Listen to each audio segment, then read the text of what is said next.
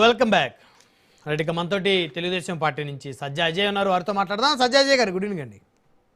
Good evening Brahmanaidu గారు, మీకు panel ఇతర ప్యానలిస్ట్ అదేవిధంగా రాజ్ న్యూస్ వీక్షకులందరికీ కూడా వెరీ గుడ్ ఈవినింగ్.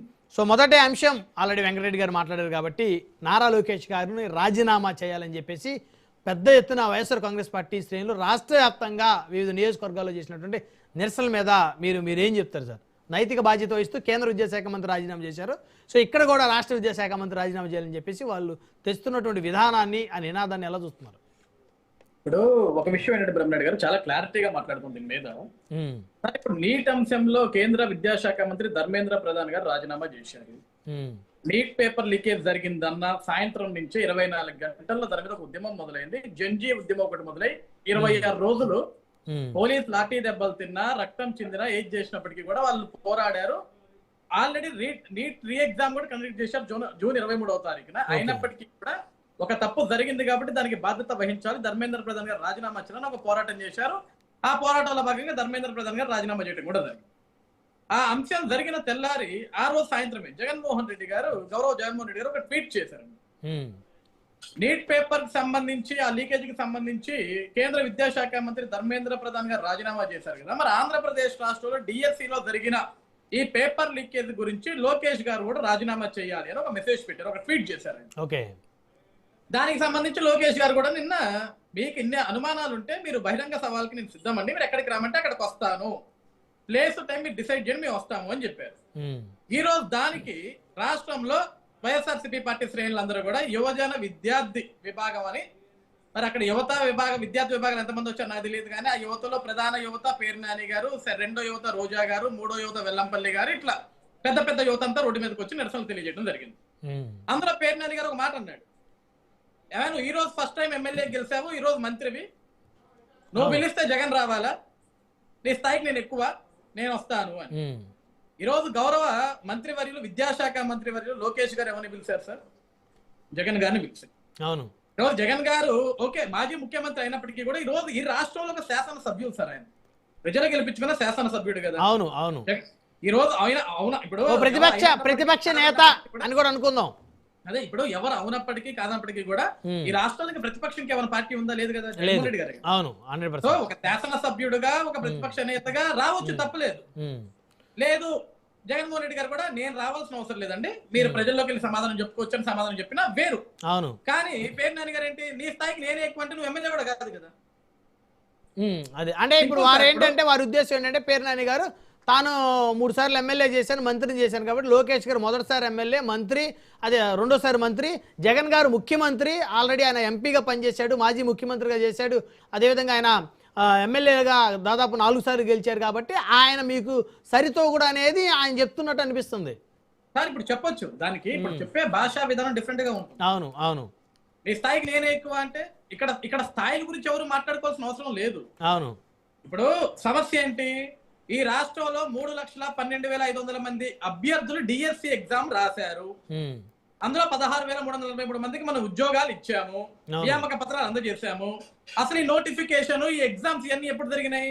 జూన్ 6, 2025 నుంచి జూలై 6, 2025 వరకు మనం సిబిటి బేస్డ్ మీద, కంప్యూటర్ బేస్డ్ టెస్ట్ మీద ఎగ్జామ్ నిర్వహించి సెప్టెంబర్ 15, 2025న మనం మెరిట్ లిస్ట్ విడుదల చేసి సెప్టెంబర్ 19, 2025న నియామక పత్రాలు రాష్ట్ర వ్యాప్తంగా ప్రజలందరూ చూస్తున్నట్లుగా ఏది ఒక కోలాహలంగా, ఒక సంతోష సంబరాల మధ్య నియామక పత్రాలు అందజేశాం కదా. మనం ఏమి సీక్రెట్ గా ఒక చీకటి గదులు ఇవ్వలేదు కదా బ్రహ్మనాయుడు గారు. అవును, అది మీడియా వ్యాప్తంగా, రాష్ట్ర వ్యాప్తంగా, ఈవెన్ జగన్మోహన్ రెడ్డి గారు కూడా చూసే ఉంటారు. అవును, ఈవెన్ జగన్మోహన్ రెడ్డి గారు కూడా చూసారు ఆ సభని. అంటే ఇప్పుడు వెంకటరెడ్డి గారు లేవనెత్తిన అంశం ఏంటంటే, అసలు స్పోర్ట్స్ గ్రౌండ్ లో కూడా పోని వాళ్ళకి స్పోర్ట్స్ కోట కింద ఎలా వస్తాయి ఉద్యోగాలు అనేది వారు క్వశ్చన్ చేస్తున్నారు. అది ఇప్పుడు అక్కడికే వస్తున్నాను బ్రహ్మనాయుడు గారు. ఇప్పుడు ఆల్రెడీ 8 నెలలు గడిచిపోయిన తర్వాత, 8 నెలల తర్వాత ఆల్రెడీ 10వ తరగతి పరీక్షలు రాసి ఉత్తీర్ణత అయిపోయి దాని గురించి పేపర్లో, ప్రధాన దినపత్రికల్లో అన్ని వచ్చిన తర్వాత ప్రజలందరూ సంతోషంగా మాట్లాడారు.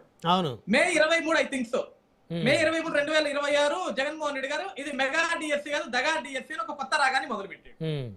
ఓకే, మొదలు పెట్టారు. సరే, నిజంగా డిఎస్సిలో అవకతవకలు జరిగాయని మీకు నిజంగా తెలిస్తే మీ దగ్గరకు ఒక 56 మందో 60 మందో అభ్యర్థులు వచ్చారు. అందులో కొంతమంది ఆడపడుచులు కన్నీటి పర్వం అయ్యారు, కొంతమంది బాధపడ్డారు. ఏ దుర్గయ్య గారిని అయితే ఆయన పక్కన కూర్చోబెట్టుకొని ఆయన గోల్డ్ మెడలిస్ట్ కదండి, ఈయనకి ఇవ్వకుండా ఒక సిల్వర్ మెడలిస్ట్ మీరు ఎలా ఇచ్చారన్నారు.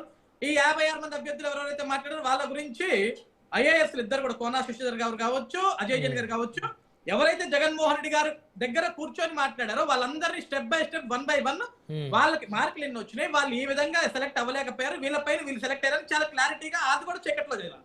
అధికారులు ఇద్దరు కూడా మీడియా సమక్షంలో బయటకు వచ్చి చాలా క్లారిటీగా క్లియర్ గా చెప్పడం జరిగింది.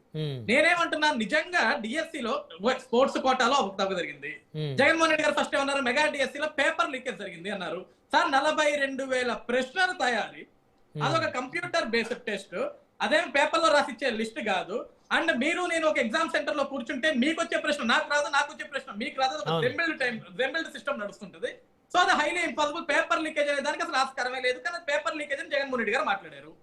నీ పక్కన దుర్గయ్య గారు ఇద్దరు ముగ్గురు గోల్ లో ఇద్దరు స్పోర్ట్స్ లో కూర్చోబెట్టుకున్నప్పుడు ఆ రోజే జగన్మోహన్ రెడ్డి గారు ఏం చేయాలి తెలుసా సార్, నిన్న జంజీ ఉద్యమం గురించి ఈ రాష్ట్రంలో మరో జంజీ ఉద్యమాన్ని క్రియేట్ చేస్తాం, సృష్టిస్తామని ఈ రోజు మాట్లాడక్కర్లా. ఆ రోజే జగన్మోహన్ రెడ్డి గారు ఒక స్టాండ్ తీసుకోవాలి. ఈ రోజు నుంచి ఈ రాష్ట్రంలో 3,12,500 మంది డిఎస్సి పరీక్ష రాశారు. ఇందులో అనేక మందికి అన్యాయం జరిగింది. వీళ్ళందరి తరపున నేను పోరాడుతున్నాను. ఆ రోజు నుంచి ఈ రోజు రోడ్డెక్కి కూర్చుంటే మీరు అనుకున్నట్లు ఈ రోజు లోకేష్ గారు రాజీనామా జరిగేదో, లేకుంటే నిజంగా డిఎస్సి అవకతవకలు జరుగుంటే ఆ విషయాలు మొత్తం బయటకు వచ్చాయి కదా. సో అంటే ఇప్పుడు చాలా లేట్ గా వారు ఈ విధమైన నిరసన తెలియజేయడం కరెక్ట్ కాదంటారు సార్? ఇప్పుడు నిరసన ఎప్పుడన్నా తెలియజేసుకోవచ్చు. నేను ఏమన్నాను బ్రహ్మనాయుడు గారు, ఇప్పుడు సంవత్సరం క్రితం దొంగతనం జరిగింది అనుకోండి సార్, సంవత్సరం తర్వాత ఈ రోజు దొరికితే దొంగ కాకుండా ఉంటాడు కదా. అవును, ఇప్పుడు దొరికిన దొంగే కదా. నేనేమన్నాను, నిజంగా డిఎస్సిలో నిజంగా మీరు అన్నట్లు స్పోర్ట్స్ కోటా కావచ్చు, పేపర్ లీకేజ్ దగ్గర కావచ్చు, లేకుంటే ఆ నవీన్ అనే అంశం ఏదైతే మీరు చెప్తున్నారో ఆ నవీన్ అనే అంశం గురించి కూడా అధికారులు ఇద్దరు ఐఏఎస్ ఆఫీసర్లు సజ్జాజయ్ గారో వెంకటరెడ్డి గారో లేకుంటే మీరో నేను చెప్పడం కాదు, ఐఏఎస్ అధికారులు మీడియా ముఖంగానే డైరెక్ట్ గా తీసుకొచ్చి చెప్పారు అసలు ఏం జరిగింది అనేది. ఇంత స్పష్టంగా చెప్పినప్పుడు మీరేమంటారు, సిబిఐ ఎంక్వైరీ వేయించుకోవచ్చు కదా, మీరు విచారణ కమిటీ వేసుకోవచ్చు కదా, సిట్టింగ్ జడ్జి తోటి వేసుకోవచ్చు కదా. అంటే ఈ రాష్ట్రంలో మీకు ఒక బాధ్యత ఉంది వెంకటరెడ్డి గారు, జగన్మోహన్ రెడ్డి గారికి ఒక బాధ్యత ఉంది. ఈ రోజు మేము పారదర్శకంగా నిర్వహించామన్నాం. నిజంగా ఈ రోజు మీరు చేసిన ఉద్యమాల్లో ఈ రాష్ట్రంలో డిఎస్సికి ఎవరైతే అప్లికబుల్ పర్సన్స్ ఉన్నారో, ఎవరైతే అటెండ్ అయ్యారో వాళ్ళందరూ మీ ఉద్యమంలో భాగస్వాములైనా భాగం పంచుకున్నా సరే ఈ రోజు రాష్ట్రంలో ఈ ఉద్రిక్తత చాలా పెద్దగా ఉండేది. కేవలం వైసీపీకి మాత్రమే పరిమితం అయ్యేది కాదు, ఇది కేవలం వైఎస్ఆర్సీపీ పార్టీకి పరిమితం అయ్యి అక్కడే కన్ఫైన్ అయ్యేది కాదు. ఈ 3 లక్షల మంది విద్యార్థులు బయటకు వచ్చేవాళ్ళు ఈ రోజు నియామక పత్రాలు అందుకున్న ఈ 16,000 మంది మినహాయించి మిగతా 2,92,000 మంది బయటకు వచ్చేవాళ్ళు. వాళ్ళు ఎవరు రావటం లేదంటే వాళ్ళకి తెలుసు అక్కడ ఏం జరిగిందో, ఎంత పారదర్శకంగా జరిగిందో అందరికీ తెలుసు. ఇక్కడ నాది ఒకటే స్ట్రైట్ ఆన్సర్ బ్రహ్మనాయుడు గారు, ఇక్కడ ఏదన్నా సరే నేనేమన్నాను జగన్మోహన్ రెడ్డి గారికి, సార్ మీకు ఒక బాధ్యత ఉంది సార్, ఈ రోజు మీకు 11 వచ్చినా మీకు ప్రతిపక్ష హోదా లేకపోయినా ఈ రాష్ట్రంలో మీరే ప్రతిపక్ష ప్రశ్నించాల్సిన బాధ్యత మీ మీద ఉంది. ఎక్కడో ఢిల్లీలో జంజీ గురించి మనం మాట్లాడుకోవాల్సిన అవసరం లేదు. ఈ రాష్ట్రంలో మీ దగ్గర జంజీ ఉంటే జంజీ తోటి మీరు ముందుకు రండి, వెళ్ళండి సార్. అంటే ఇప్పుడు ఈ రోజు వచ్చిన అందరూ జంజీ కదా, అంటే జంజీ కాకపోయినప్పటికీ కూడా కొంత యువత కొంత ఈ రోజు నిరసనలో పాల్గొన్నారు కదా వైకాపా తరపు నుంచి. నేను అదే అంటున్నాను బ్రహ్మనాయుడు గారు. సార్ నేనేమంటున్నా, వైఎస్ఆర్సీపీ పార్టీ జెండా మోసే కార్యకర్త ఈ రోజు జగన్మోహన్ రెడ్డి గారు ఇచ్చిన పిలుపు మేరకు ఈ రోజు రోడ్డు మీదకి వచ్చి నిరసన తెలియజేశారు. అప్లికబుల్ క్యాండిడేట్స్ ఎందుకు రాలేదు అని అడుగుతున్నా నేను. అప్లికబుల్ అంటే క్యాండిడేట్స్ అసలు ఎక్కడా కూడా లేరు ఈ నిరసనలో అంటారా?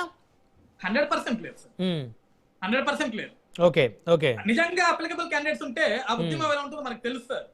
ఎందుకంటే సార్ ఒక గంట సేపు ధర్నా చేసి మీడియా ముందు మాట్లాడేసి ఇద్దరు పోలీసులు రాగానే నాకు అరెస్ట్ చేసి జీబెక్కిస్తే వెళ్ళిపోయి ఆగిపోతే ఉద్యమం కాదు అది. ఈరోజు ఢిల్లీలో అదే ఉద్యమం జరిగిందా? లాఠీలు విరిగినాయి, రక్తాలు చిందించారు. 28 రోజులు ఢిల్లీలో 28 రోజుల పాటు జంతర్ మంతర్ దగ్గర నిరసనలు గొడవలు జరుగుతూనే ఉన్నాయి.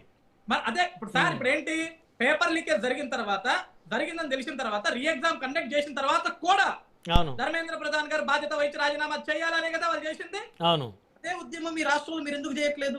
ఓకే, ఇప్పుడు జగన్మోహన్ రెడ్డి గారు సార్ తాడేపల్లిలో 56 మందిని పిలిపించుకొని ప్రెస్ మీట్ పెట్టాడు, మాట్లాడాడు, అయిపోయింది. దానికి ఐఏఎస్ అధికారులు సమాధానం చెప్పారు, అయిపోయింది. తర్వాత ఎందుకు సార్ సైలెంట్ అయిపోయారు?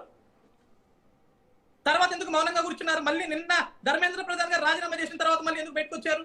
అంటే అక్కడ చేశారు కదా రాజీనామా, వాళ్ళు సక్సెస్ అయ్యారు కదా, ఇక్కడ మనం కూడా సక్సెస్ అవుతాం అనుకున్నారేమో. అంటే ఎక్కడో సక్సెస్ అయితే తప్ప మీరు స్టార్ట్ చేయరా? మీ దగ్గర నిజంగా విశ్వసనీయత ఉంటే, నిజంగా టీఎస్సీలో ఒకటొకరు జరుగుంటే అసలు మీరు దాన్ని వదిలేయకూడదు కదా విషయాన్ని. మీరు మధ్యలో ఏదో యూట్యూబ్ ఛానల్ గురించో వాళ్ళ గురించో వీళ్ళ గురించో ఉద్యమాలు చేసి వాళ్ళ గురించో వీళ్ళ గురించో ట్వీట్లు పెట్టుకుని వాళ్ళ గురించో వీళ్ళ గురించో మీడియా సమావేశాలు పెట్టారు తప్ప ఈ విద్యార్థులంతా ఏమైపోయారు? మిమ్మల్ని కలిసిన బాధితులు ఏమైపోయారు? మిమ్మల్ని అభ్యర్థులు కలిస్తే మీరు ఏమన్నారు? 3 సంవత్సరాలు కళ్ళు మూసుకొని కూర్చోండి, 3 ఏళ్ల తర్వాత నేను వస్తాను మీకోసం, నేను పోరాడతాను. 3 ఏళ్ల దాకా ఎందుకు? ఇప్పుడు ఉద్యమించవచ్చు కదా. ఏ జంజీత్ తోటి అయితే మీరు పోల్చుకుంటారో, ఏ కాక్రోచ్ తోటి అయితే మీరు పోల్చుకుంటున్నారో, ఈ 3 ఏళ్ల దాకా వెయిట్ చేయడం ఎందుకంటున్నా. మీరు నిజంగా స్తంభింపజేస్తే సుప్రీంకోర్టు, ఉన్నత న్యాయస్థానాలు, ఈ దేశ ప్రధాని దగ్గర నుంచి ఈ దేశ రాష్ట్రపతి వరకు అందరూ కూడా స్పందిస్తారు కదా. మీరు మాట్లాడదాం అజయ్ గారు బురద వేస్తున్నారు అంతే. వన్ బై మాట్లాడదాం సార్. డిబేట్లో ఒక షార్ట్ బ్రేక్ తీసుకుందాం. బ్రేక్ తర్వాత మళ్ళీ డిబేట్ కంటిన్యూ చేద్దాం. చూస్తూనే ఉండండి రాజ్ న్యూస్.